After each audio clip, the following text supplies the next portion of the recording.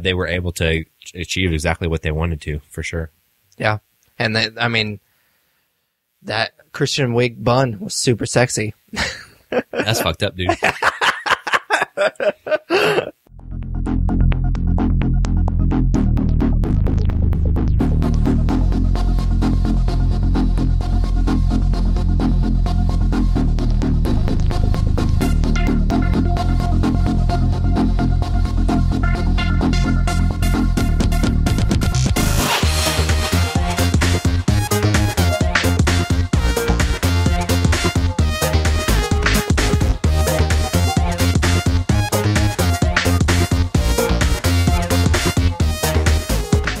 Hey guys, welcome to another episode of the Nerds You're Looking For podcast, a weekly nerd culture podcast that discusses the culture through various segments. My name, of course, is Patrick Kuhn, alongside my co-host, as always, that Tyler Hunt. How's it going, man? It's going well, dude. I'm in the middle of a long weekend. I took a few vacation days, so I'm feeling pretty good. What about you? I'm good as well. I'm excited. We're actually going to start shooting our short film here after we do this podcast. Of course, I'm excited to be recording, as always, like we do every week. But I'm excited that we've been talking about this for a while now, and it's kind of cool that we're finally starting to do it. Yeah, I mean, a good chunk of it will get done today, probably. Yeah. Spoiler alert. Tyler and I are going to be in it. And so we decided to just go ahead and do the scenes that it's just my character and his, and kind of get that out of the way. Neither one of us have done anything like this before, so it's going to be kind of a learning curve. So it'd be nice to kind of get some of that stuff out of the way before we have other people in the room kind of looking at us like we don't know what the fuck we're doing. So maybe we can get that stuff out of the way. But, and my character is basically just Captain Exposition. So most of my stuff will be pretty easy. Yeah, my character, I guess, would kind of be like the villain in the movie we're going to review later. Yeah, for sure. Which is super douchey. Which is literally a douche. Yeah, so. for sure. All right, so we start off each episode by checking in with each other. We call it what we're into. So, Tyler, what are you into this week? You know, this podcast, we talk about Batman so much, and I'm sure some of our listeners kind of roll their eyes when we continuously bring it up. And spoiler alert, I'm going to bring it up a couple times on this episode, but there's just so much that they're putting out with the character. It's hard not to talk about it because we love him so much. So I am going to talk about Batman, the Telltale series. So it's so hard to say that. Telltale is... It's really not that hard. They're a developer. They've done video games for Walking Dead, Game of Thrones, The Wolf Among Us. I've only played the Walking Dead first, I forget what they call them, like first episode? Series. Well, it's like 5 episodes, maybe season even. I'm pretty sure they call it a season because it's split into episodes, but I've only played the first season, I guess, of the Walking Dead one. It's not that I didn't like them to like continue with the other ones. It's just kind of one of those games where you have to be really intrigued by the character and intrigued by the story, because that's essentially what it is you're playing a story. It's kind of like a choose your own adventure. So when I heard that they were coming out with a Batman version of their style of games, I was really excited. Like I said, it is a choose your own adventure story. This is the first episode I'm talking about. They're going to release, I believe it's 5 episodes. They said by the end of the year, and then that will consist of the first season. So they just recently released the first episode. The second episode doesn't release until, I believe, the beginning of September. But it's basically, as you play through the game, you get to choose how Bruce or Batman, depending on the character at the time, reacts to things and what he says, which impacts your relationship with the people around you. There's also a scene where you get to kind of pick apart a crime scene and play the detective. And there's a few combat scenes as well where it's buttons pop up and you have to press them at the right time to fight against other characters. And then there's also a really cool part that's not so much to choose your own adventure, but it's Batman's outside a building with gangsters in it, and you get to plan your attack on them and how you're going to take out each of the 5 guys. And that's really cool as well. There's a few decisions that you make throughout the game that really impacts, like I said, how other characters interact with you, and then also how the public sees you, which is pretty cool. You kind of get to decide how violent Batman is going to be, which is something that's kind of cool to think about. You kind of get to mold the public's perception of you, which is a nice aspect of the game because Batman is somebody for me that is feared by everyone. So it's really a cool story that you're playing through. It's not anything that's ever been done before. It's not an adaptation of anything. There are some bigger Batman universe characters in it, like Falcone is like the main guy that you're going after in this episode, but Catwoman's in it and Harvey Dent's in it. He's running for mayor. I don't know if he'll turn into Two-Face in this game or not. The one character that they took a lot of liberties with is Oswald Cobblepot. So in this particular story, he's not really like a short, fat penguin type character. He's a tall, slender, like Cockney guy, that I guess has ties going back to childhood with Bruce Wayne. So they're kind of like old friends. So I'm curious to see what they do with him because, like I said, he's nothing like the penguin character we know. He's more of like a scoundrel. So that's one thing I'm really looking forward to. But I'm really excited to play this game out. The story's pretty cool, and it's awesome just making those decisions on what Bruce or Batman's going to say or do to kind of shape how others see you. Yeah, I really enjoy those types of games. That's one of the reasons why I kind of fell in love with the Fable series, was that you kind of got to pick who you wanted to be, who you wanted your character to be, and there was particular quests that you could go on if you were good, and then there was only so many quests that you could go on if you were evil and that sort of thing, and I kind of like that, and people would react to you depending on if you were good or evil. Yeah. I'm not crazy about the gameplay. I've never played these types of games, but it just seems like you're just hitting the buttons, and it seems, I mean, obviously that's what you're doing in video games anyways, but it just seems like you're very passive. It's very much the complete opposite of like Arkham, the Arkham games. Exactly. It's essentially you're watching a CGI movie and you occasionally get to pick what happens. Yeah, I mean, honestly, that's what it is. The only time that you get to kind of walk around freely is at the crime scene that you're doing detective work in. The rest is just cut scenes essentially that you're making decisions through. Which I appreciate the detective mode in Arkham, and you would have to the evidence, get the evidence and kind of piece together what happened. I thought that was a cool aspect of those games. I thought sometimes those particular scenes in those games were they kind of walked you through them, and it was pretty obvious what happened, and it was pretty obvious where you had to go, like the next piece of evidence. You didn't really have to search for it. So I'm kind of curious to see if it's a little bit more, if it lets you do more in this particular game, but I'm guessing it probably doesn't. No, I mean, it's different. It's different than the Arkham games, like the detective mode for sure. But I mean, it's not like it's putting together a puzzle or anything, to be honest. It's really just walking around and connecting clues, but it's not that difficult. There's not much brain power involved.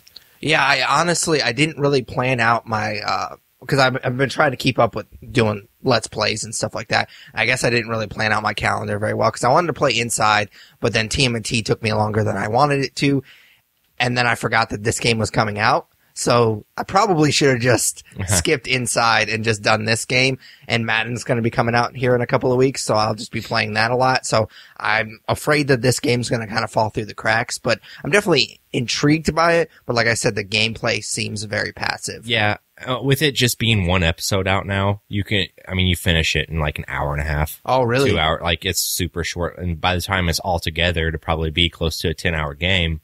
But right now, since it's just episode by episode, it's pretty short. Cool, man. All right. What are you into?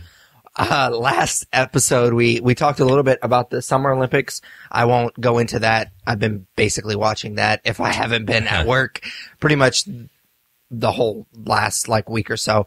I won't get into that just because, we already talked about it last episode, but Tyler and I are big sports fans, and I bring that up because I am really excited about the upcoming football season, as I am with every football season. I think the Bears are going to be a lot better than they were last year, but I guess it couldn't get a whole lot worse with them.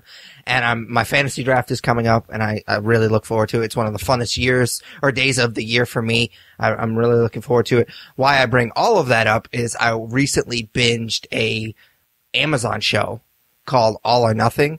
It's it's called All or Nothing in season with the Arizona Cardinals. If any of our listeners are big football fans, it's basically Hard Knocks, which is a show that's on HBO. It's been on HBO for 10 years now. They would follow a particular football team. It would be a different team each season through their training camp, which is really interesting. What's different about this show is that it followed the Arizona Cardinals the entire last season. So you got to see them from the draft to the end of the season, which was really interesting. I love documentaries and I love sports, so I kind of knew that I was going to like this. I didn't expect to like it as much as I did. I started watching it kind of on a whim about a week ago, and I think I binged. I mean, there's only 8 episodes, but I binged it all in like 24 hours. Like I just really got into it. It's really interesting. I'm not a huge fan of the Cardinals. They're kind of a team that I honestly forget about most of the time because they, other than the last couple of years, and I guess they had a Super Bowl run a few years, it's probably been like 6 or 7 years now, but they honestly aren't that good very often, and I kind of forget about them because they're in the desert, and it's just really easy to forget about them. They always seem like a team that every year underperforms, so I just forget about them, and I'm just a huge sports nerd. As I am with TV and film, I just love like behind the scenes, and it's really cool to kind of see an NFL team, all the preparation that goes into it. I liked that they had some draft stuff, which I am a huge nerd. Like I say, I really look forward to fantasy football draft, and I can only imagine how crazy a war room is during the NFL draft, because I mean that's their jobs. I mean the GM, like you're tied to whoever you draft, and so, it's definitely stressful, and I would love to see it behind the scenes. They had a little bit of that, but they didn't really do a ton with it, so I was a little bit disappointed with that. But it actually kind of makes sense because last year they didn't have the best draft, so they kind of just focused on David Johnson, which was really their only good draft pick that year. So it doesn't really surprise me that they didn't really do a ton with the draft, which was a little bit disappointing. Their head coach, Bruce Arians, is really interesting. He's kind of a douche. Like he's one of those guys you could tell likes being on camera and kind of plays up to that. He's obviously really good at what he does. He turned a team that wasn't that great into a Super Bowl contender in a couple of years. And he definitely knows how to run an offense and whatnot, but he just seems like a bit of an asshole. He's kind of one of those guys that doesn't care what people think of him, and he kind of just says whatever he wants. And I definitely think that some of that is played up for the cameras, obviously, but he's definitely an interesting guy, and I think a lot of why I like the show was kind of just his brutal honesty with some of the players and stuff like that. So I will say I did really enjoy the show, but it was kind of like there wasn't a ton of drama because just logistical reasons. They released it just, I think about a month ago, and it followed them last season. And I'm a huge football fan, so I know obviously what happened for most of the season, even though it's not a team that I really follow that much. So I knew what the end game was. Yeah. Like in training camp, they're talking about, oh, well, we went 10-6 or whatever it was the previous season. Our goal is to win a Super Bowl. Yeah. Well, they don't win a Super Bowl. We know that they don't win a Super Bowl. So it's kind of interesting. Well, I think it would have been more interesting if they could have found a way to kind of release it as the season was going on. But I don't know if the Cardinals would have been cool with that. I don't know if there's some NFL legal reasons why they couldn't do it like that. I think it would have made for much more drama, but I guess that's not really the point of the show. The point of the show is to kind of see behind the scenes. Yeah.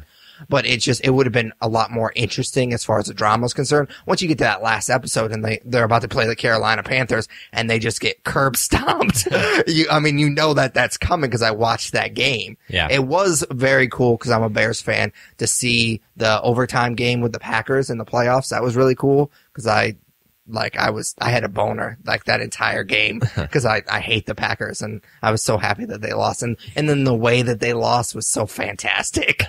So I liked watching that again, but it would have been cool to kind of see it as the season progressed. Yeah, I didn't know this show existed. I know of Hard Knocks, obviously, but I didn't realize Amazon had their own version.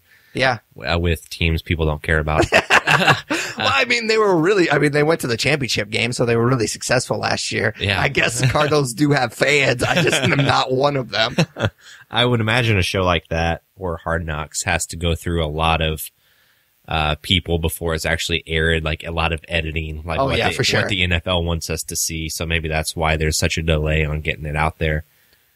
And it's on HBO, so it wouldn't surprise me. It's been a few years since I've watched Hard Knocks. I loved it when it first came out, and then I don't know if it was just the teams I wasn't all that interested in or what, but I don't remember them cursing as much. Like on this show, it's just, maybe it's just because it's Bruce Arians and he curses like every other word. Really? And it was just kind of jarring, like when I first started watching the first episode and he starts talking, I was like, holy shit. Not that I'm a prude when it comes to cursing. Obviously, we do it the entire episode. Yeah. But it was just it was a little jarring. Yeah, that would be jarring. You watch these people censor themselves in their press conferences and didn't see that. Yeah, it was interesting. Like I said, if you're a sports nerd like I am, especially football, I would definitely suggest watching it. It's really interesting. But like I said, I mean, the end game. So yeah, that's a little bit disappointing. But other than that, it was really interesting. Cool. All right, so our next segment is just plainly called Comics. Tyler and I read a ton of comics each week, and we like to spotlight one or two. So what'd you read this week? A Batman comic. Yeah. Yeah. Oh, yeah. We talked about that last week. I'd called dibs on this over a week ago. And I mean, I've been extremely excited for this comic. It's All-Star Batman #1. I've mentioned it. I think both of us have mentioned it numerous times on the podcast. Not only is it Scott Snyder writing it, who we both have a lot of respect for, but he's called it kind of his Long Halloween, which is a fantastic book that I have what am I trying to say? I was going to say I have a lot of fandom for, but I don't know if that's the right way to phrase it. I really like Long Halloween is what I'm trying to get at. Yeah. But, I mean, we did a whole episode, well, not a whole episode. We did a main topic where we kind of recapped Greg Capullo and Scott Snyder's run, and that was a few months ago. So it's been a long few months without any Batman written by him. So I was really excited to see this come out. It definitely feels like a B movie that happens to feature Batman characters. It's essentially Batman is taking Harvey Dent upstate to fix him, and that's basically all we know. Harvey Dent then puts out basically a hit on Batman, and if anybody can stop Batman from getting Harvey Dent up to upper state New York or whatever state Gotham's in, he will give them a bunch of money from the mob that he's got. Is essentially the basis for this story. It's a pretty straightforward story, especially for Scott Snyder. I love the dynamic between Two-Face and Batman in this book. They were able to write, or he was able to write Two-Face as this really threatening presence, which was cool because in his run with Greg Capullo, Two-Face was always like a background character, like the character you would see in Arkham scenes where there's a lot of villains. They never really touched on him that much. So the fact that they were able to write him as like this crime lord or this guy in Gotham that is feared because of all of his knowledge that he got when he was DA is kind of a cool thing that I've never seen done with the character. That being said, I did have a few issues with the book. I doubt that this is going to be the best arc that Scott Snyder's ever written. Part of that might be on me though, because like I said, I was really excited. I kind of built this book up as the second coming, and I don't think it's going to be that. There's some flashbacks at the beginning of the book that are pretty jarring.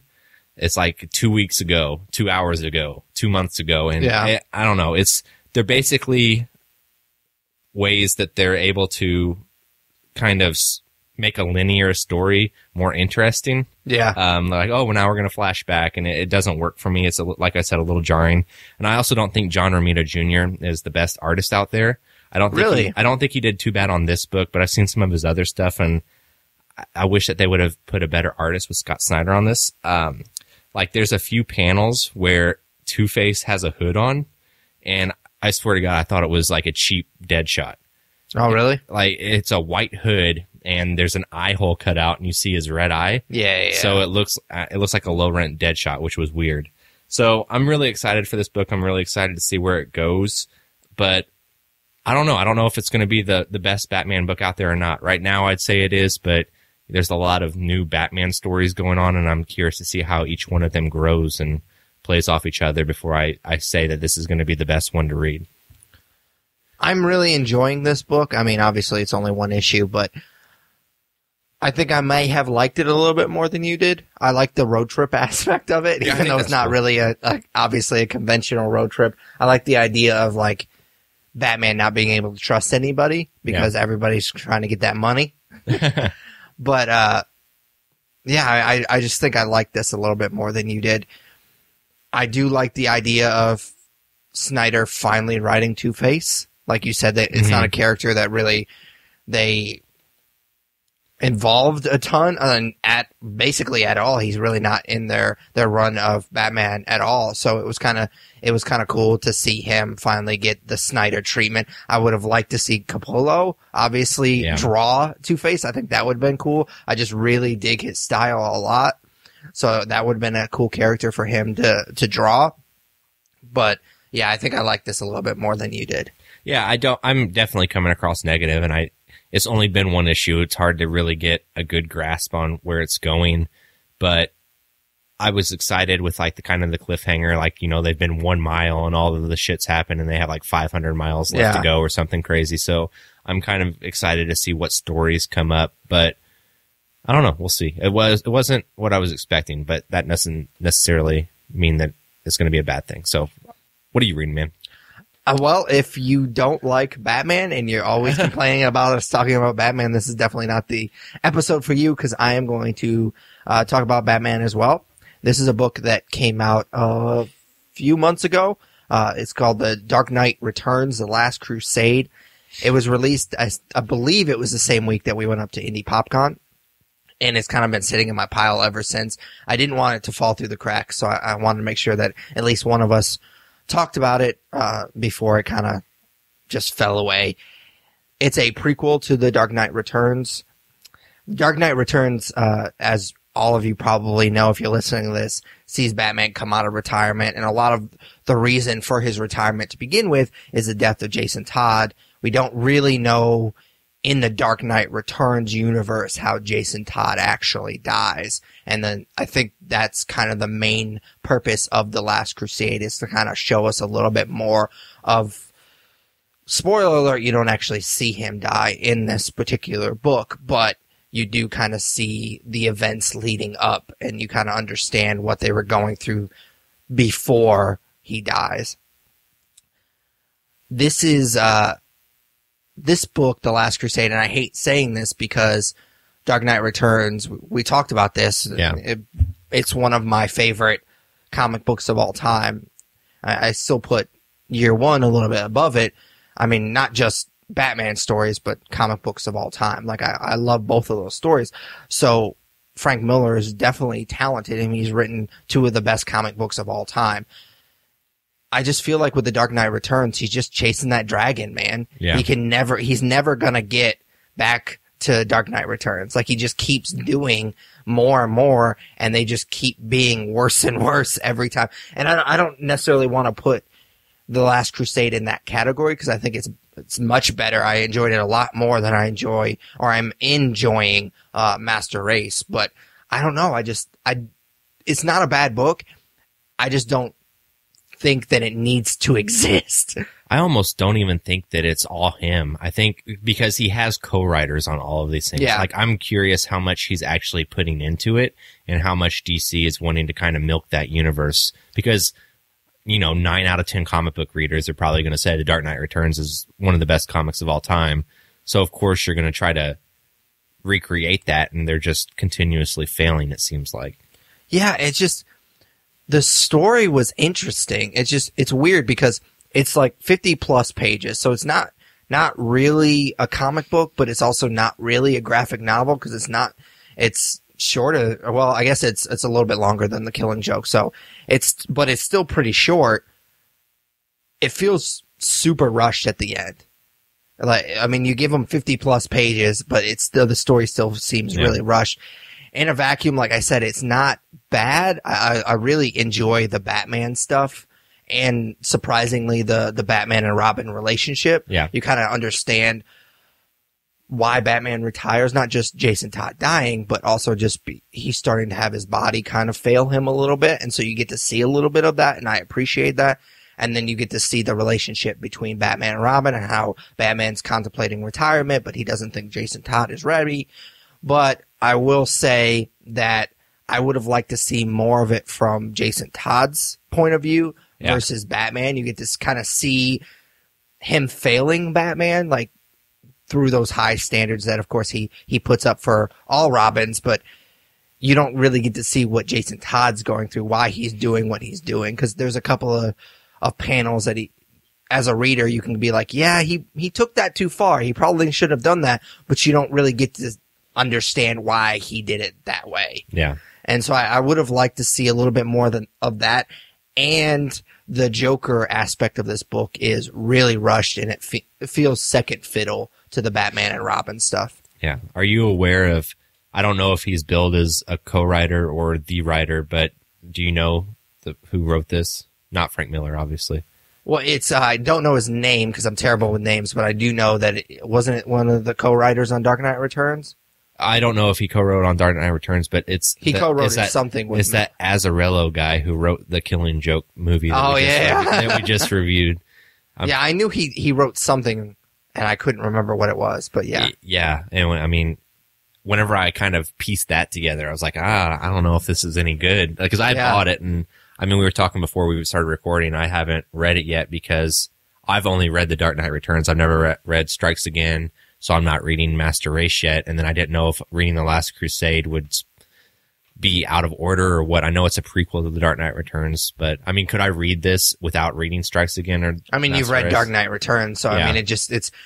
I think they said it's like 10 years. I don't know if they explicitly state that in the comic book, but just from me reading about it, I think they say that it's like 10 years before the events of Dark Knight Returns. So as long as you've read that book, because I mean, in Dark Knight Returns, like I said, he's retired, and this is kind of them explaining why he retires. So you're plenty caught up as long as you've read that book, which of course you have. So yeah, I might read it this weekend then. Yeah, I'd be interested in seeing what you think about it. Like, maybe I'm just being too hard on it because I do expect better things from him. But I don't know. I've been disappointed with him. Have you ever read All-Star Batman, like the Frank Miller version? No, we've talked about it before on the podcast. I know that it's kind of like an internet joke. Yeah, like people really give that book a hard time, but I almost wish he'd do stuff like that. I don't think he needs to set everything within this Dark Knight Returns universe. It's a crazy book, and Batman's super insane in it, but I wish that he would go off and try new things like that as opposed to kind of mining this for all it's worth. Yeah, it's definitely disappointing.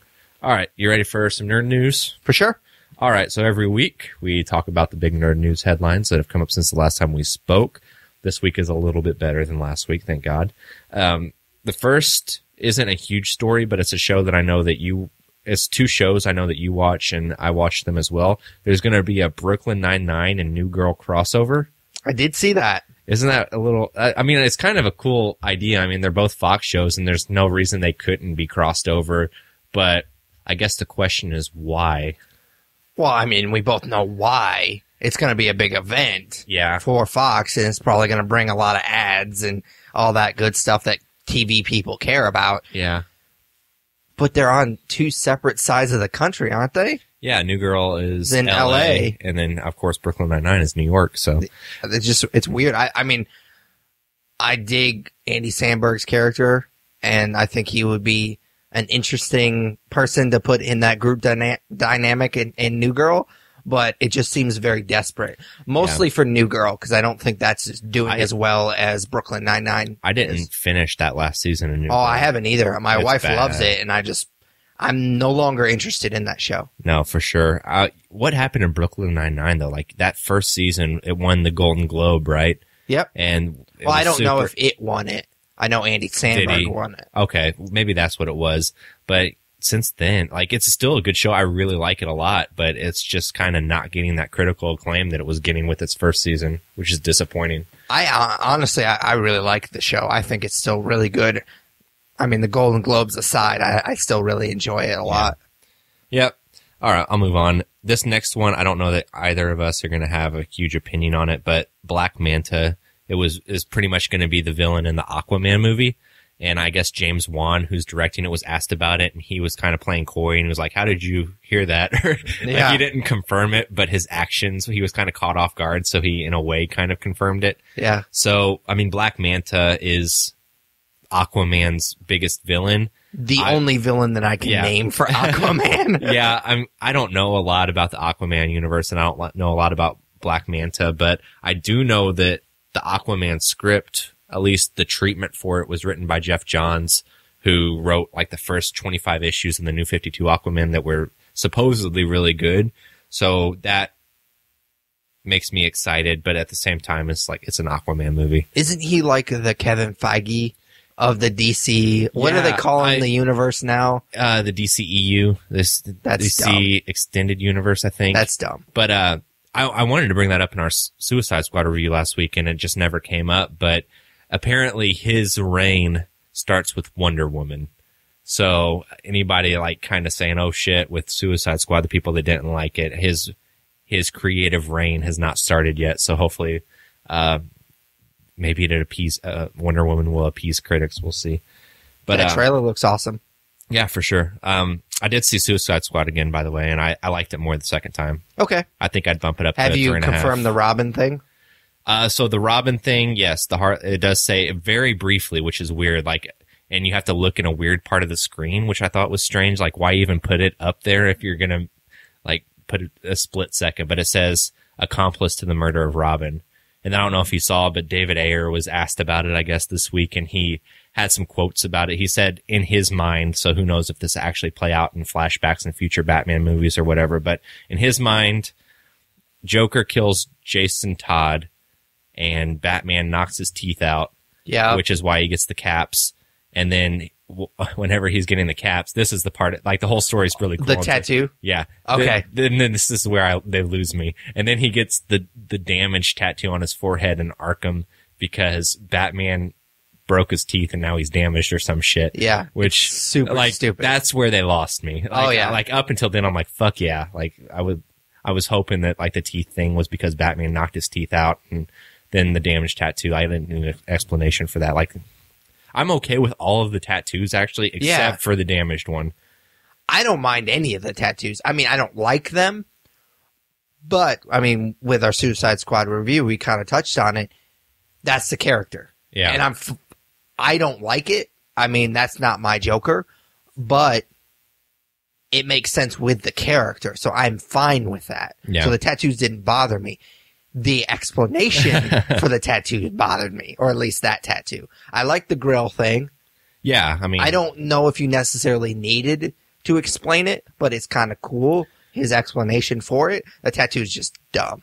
That's what nobody likes the teeth, and I was hoping, like, if you look at it, they are caps. It's not like a grill like a rapper would wear. So I was hoping that was the explanation behind it. Like you said, I don't think you need to explicitly explain it and tell us that.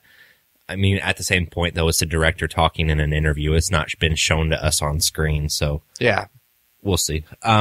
Moving on, we got a little off the rails there. Ghostbusters, a sequel to that movie, is unlikely, apparently. I guess when it came out, they were like, yep, this is what we're doing now. We're doing sequels no matter how this movie performs. Like, we're really behind this. Turns out that it's not close to making the money back that they spent on it. Even with a few countries left to open it in, they don't think they're going to make their money back on it. So the word on the net is that they're kind of pulling the plug on any future Ghostbusters movies for now. Yeah, I heard a rumor that it was $70 million. It's going to lose Sony $70 million, which is a crazy amount of money, especially for a big franchise like that. You would think that just the Ghostbusters cachet would get it at least break even. Yeah. But I mean, with marketing and stuff like that, that's the problem, tough. dude. They spend way too much fucking money on marketing. Like, Ghostbusters sells itself in a way. Yeah. How much of that money that they're not making back was marketing? How much of that money did they pay Fall Out Boy to murder that theme song? Yeah. Oh God, that's bad, man. I actually listened to that after Why'd we you do recorded. that? I don't know. Like, now it's in my brain. Let's get Fall Out Boy and Missy Elliott to do Ghostbusters. Speaking of that, and I know we're a little off topic, but did you listen to the Suicide Squad soundtrack? No, I didn't. I almost bought it, and then I saw that there was a Bohemian Rhapsody cover by Panic at the Disco, and I was like, nope. It's not that bad. I mean, the scale of Fall Out Boy doing the Ghostbusters theme, it's not that bad. Because the soundtrack throughout the Suicide Squad movie is really good. Yeah. I'm glad they did not use Panic at the Disco's version, and they used the Queen version whenever it's played, which makes me wonder why do a cover with Panic at the Disco for the soundtrack, but I don't know. Whatever, man. I guess you have to almost have something original on the soundtrack, unless you're Guardians of the Galaxy to sell it. Anyways, we'll move on. Speaking of Guardians of the Galaxy and Marvel, Michael Chernus, who I'm not very familiar with, he's been cast as the Tinkerer in Spider-Man Homecoming.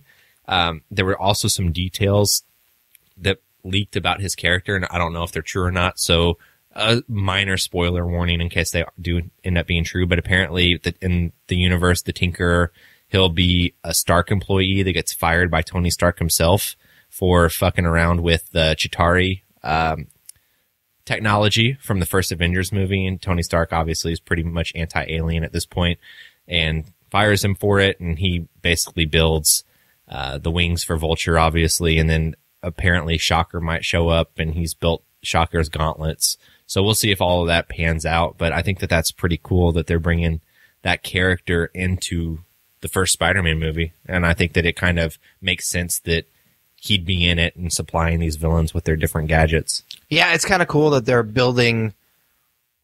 I mean, it shouldn't be surprising because it's Marvel and they like to build these bigger universes, but it's kind of cool that they're building some of these lesser known villains like Shocker and Vulture. And we've talked about this before.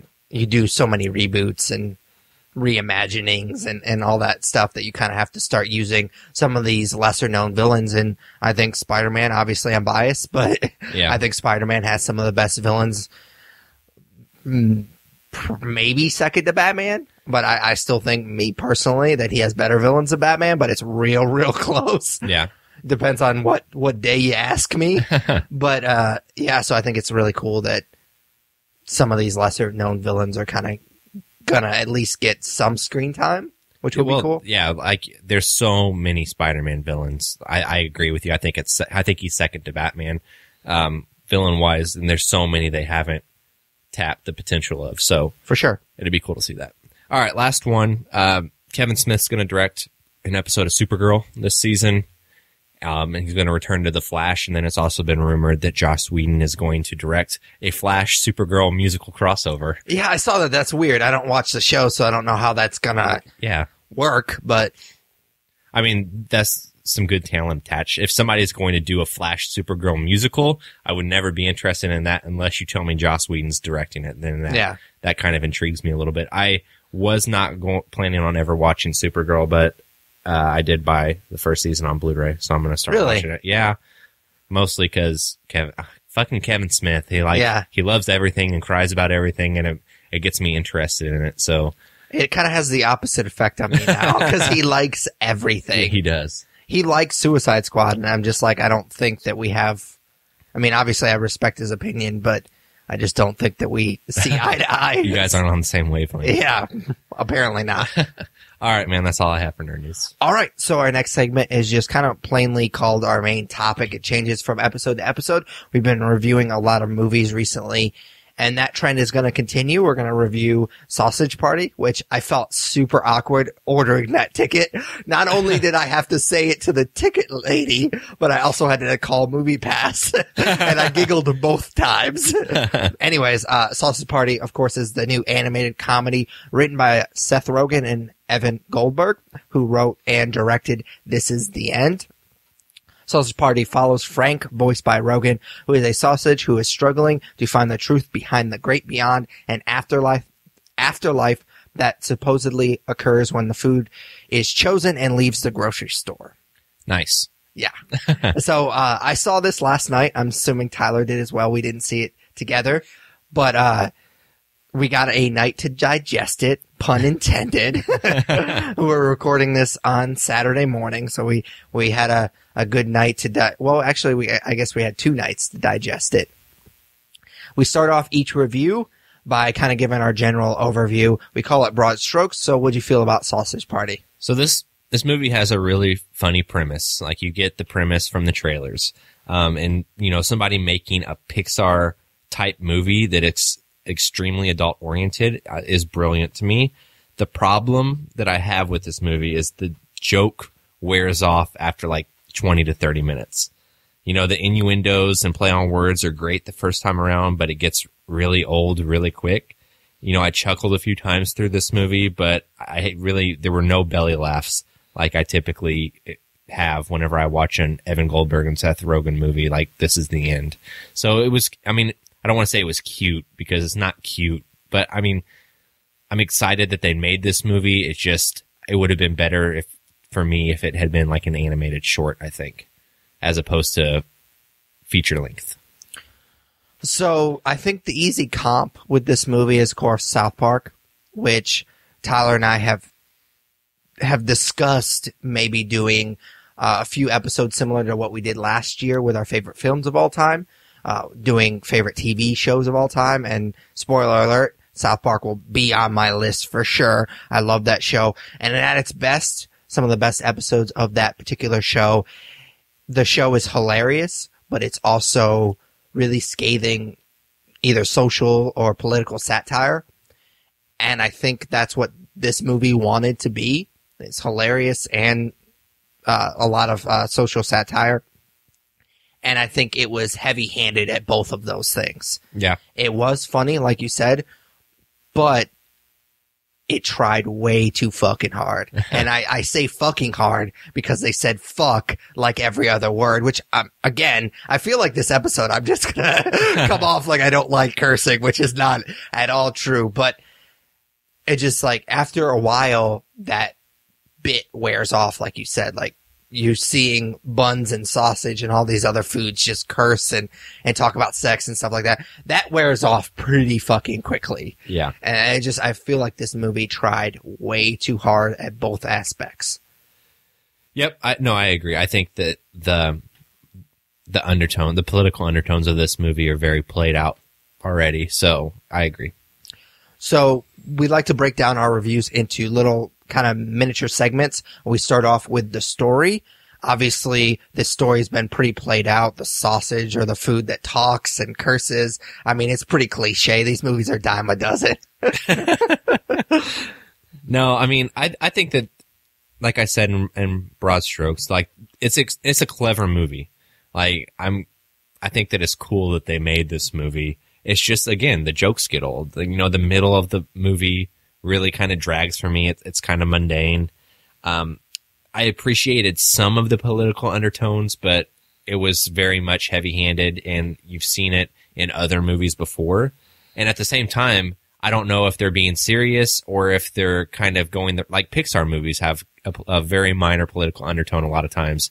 And so I don't know if they were trying to play off that. It just didn't come across, I don't think, how they wanted it to. So,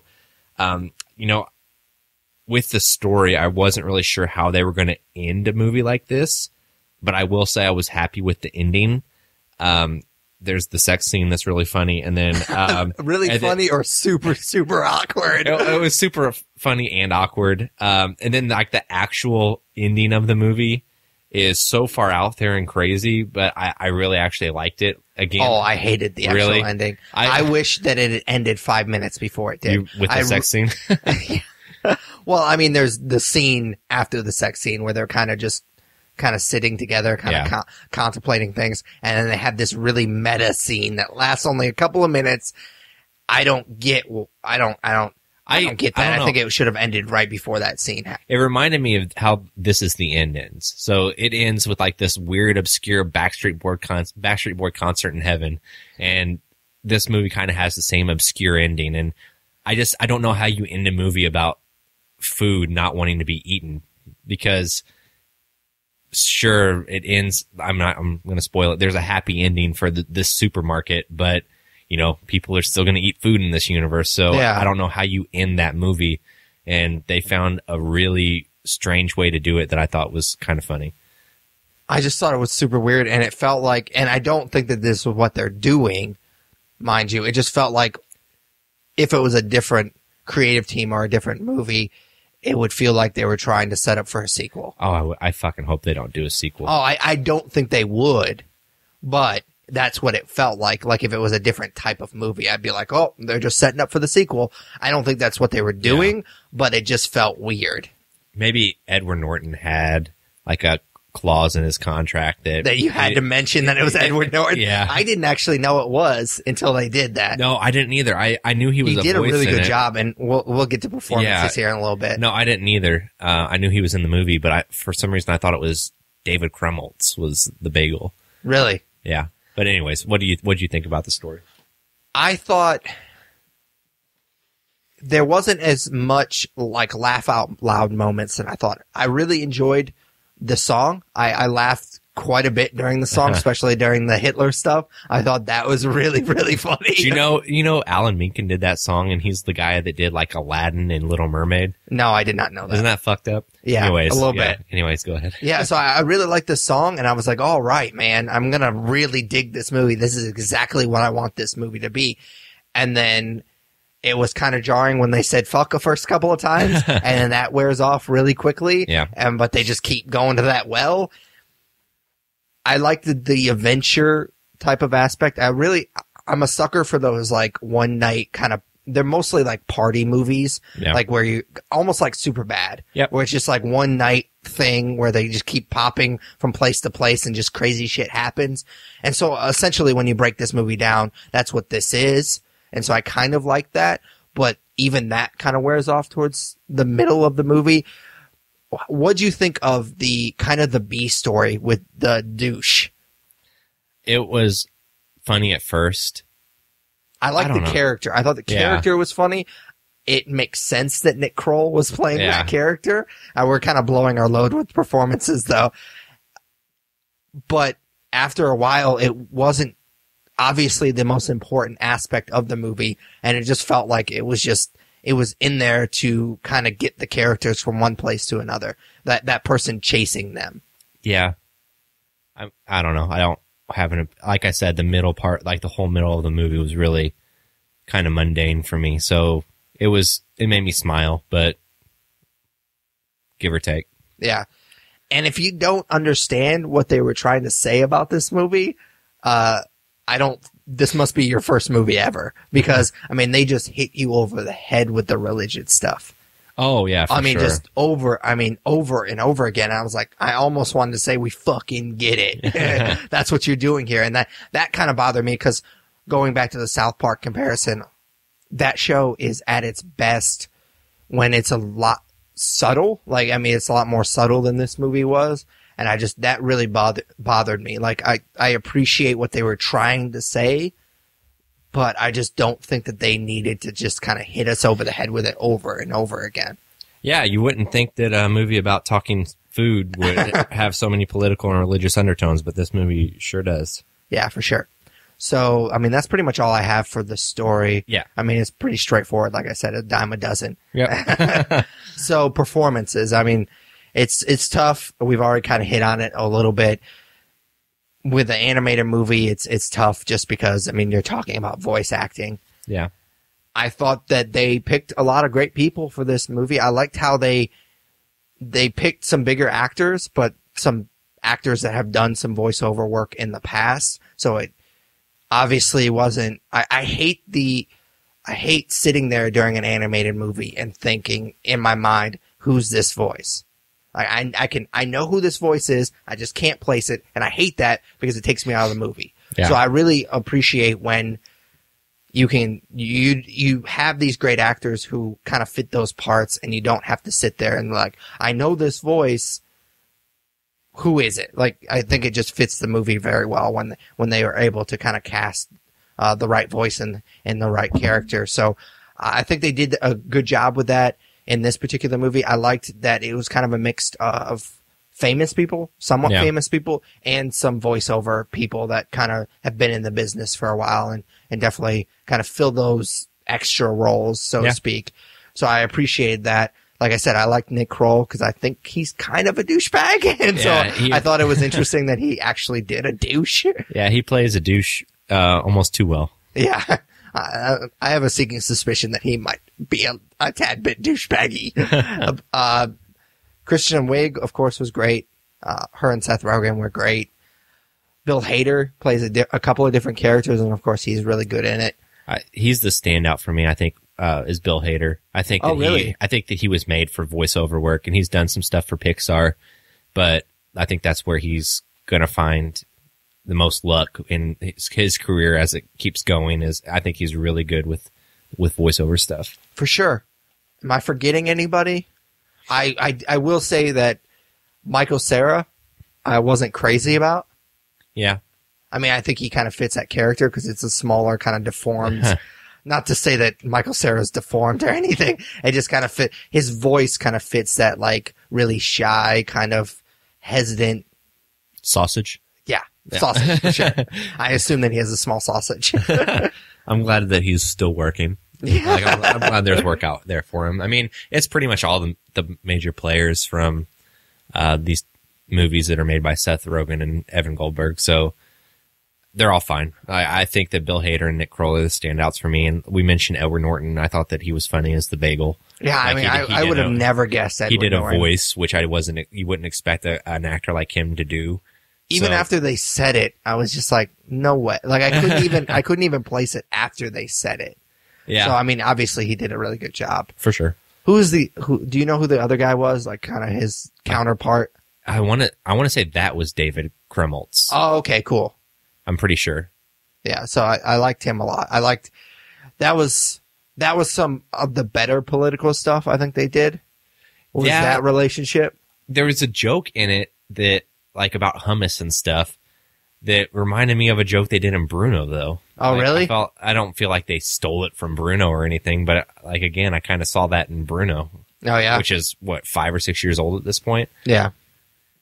All right. So, I mean, it seems kind of silly to talk about animation at this point because we've brought this up before. It's getting to the point with technology is you can't really make a shitty animation movie anymore. I mean, this was pretty straightforward. I mean, not super detailed. I mean, there was some details in it for sure, but I mean, it's pretty straightforward. They just have little legs and little arms with the gloves, which I thought the gloves were weird. I guess the shoes are just equally weird, but I did like the idea of, and this is more story, and I guess I should have brought it up then, but I like the idea of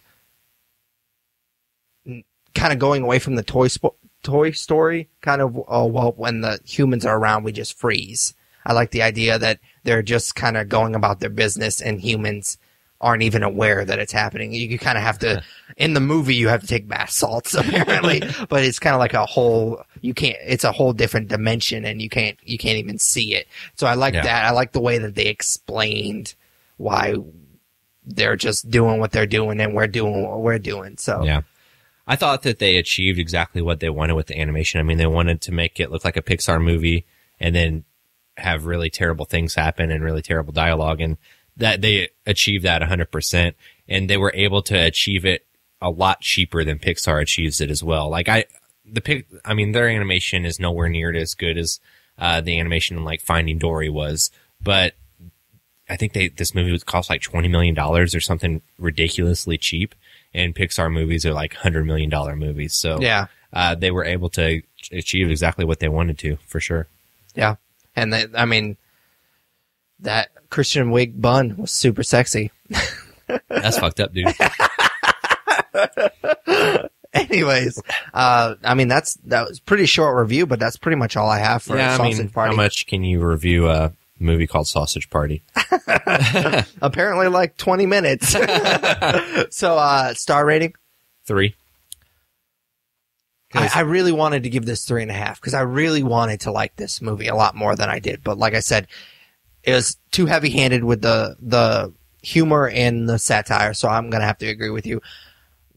We've kind of established that 3 is our minimum as far as suggesting watching this movie. And I definitely suggest it because it does have some parts, especially the song. I thought that song was hilarious. But other than that, there wasn't anything that really stood out to me. Yeah, for sure. Other than that bun's ass. Oh, man. So I don't think I actually said it 3 as well for cool. me. All right, so our last segment, we like to cap it off with a pretty nerdy question. We call it Nerd Favorite. We take turns asking each other what our favorite blank is. I believe it's Tyler's turn, hopefully, because I did not prepare anything. Yeah, so just kind of sticking with our main topic, I want to know what your favorite adult animated movie is. Okay. So either PG-13 or rated R. I'll go first. Mine is The Simpsons movie. That movie was a great summer movie when it came out. I've watched it numerous times since. I love The Simpsons. I love The Simpsons universe. I hope that even though I don't actively watch it, and I feel bad that I don't actively watch it, I hope that it goes on forever because it's been around basically since I've been around, since I can remember. So I love that The Simpsons exists, and I hope that they do a sequel to this movie. And I know that there's been talk of a sequel to this movie. It's just a lot of fun characters, fun universe, and I love it. So for sure. What's yours? Well, if I'm being honest, it's also the Simpsons movie. We did, like I mentioned earlier, we did a couple episodes where we talked about our favorite movies of all time. And basically to prepare for that episode or those episodes, I basically went through my DVD collection and everything, and I made a list, I think, of like 25. And the Simpsons movie was on that 25, and I eliminated it. Of course, the 10, it didn't make that cut, but I really love that movie.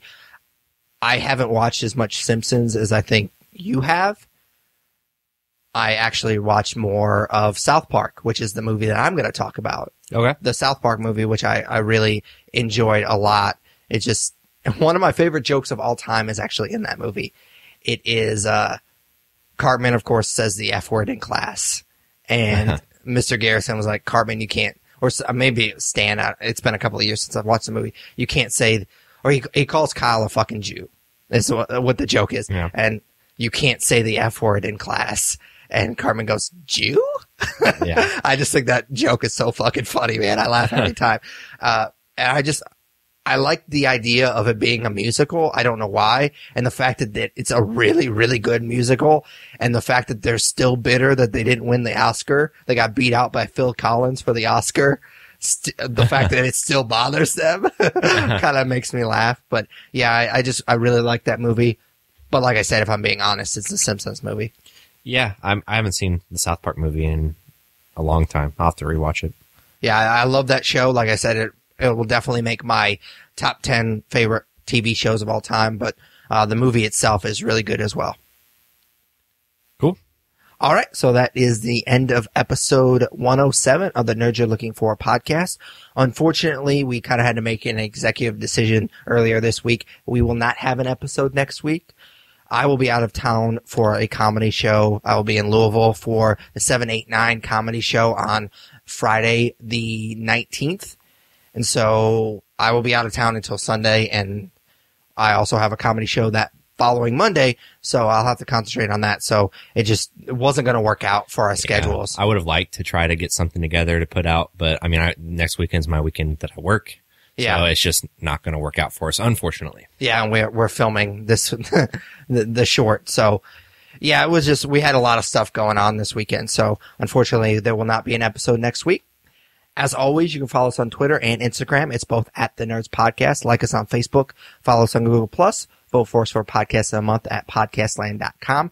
You can comment and subscribe to our YouTube channel, The Nerds You're Looking For. Also check out our Twitch channel, where Tyler does a weekly stream Monday at 9 p.m. Central. You can rate, review us on iTunes, Stitcher Radio, basically any good podcatcher you use. We're on it. That helps us out a lot. You can also email us at thenerdsyou'relooking4@gmail.com. Definitely check out our friends over at The Obsessive Viewer are doing a Shocktober in Irvington, which that's why we're filming this short. It's October 14th at the Irvington Theater in Irvington, obviously. We're definitely looking forward to it. We were there last year just as audience members, and we loved it so much that we decided to participate in it. So that's why we're filming. So definitely check that out. Tickets are available at obsessiveviewer.com. Also, you can check out my stand-up personally. I have a show at Bear's Place in Bloomington, August 15th. I also have a show August 19th, the Bardstown, like I mentioned before, why we are not having an episode next week. I also am doing a show on August 22nd at Shorty's. Sortie. I don't know why I cannot say that right. I apologize. That's on Green River Road here in Evansville, Indiana. For Patrick Kuhn, Tyler Hunt, we are the Nerds You're Looking For. Take it easy, guys. Later, guys.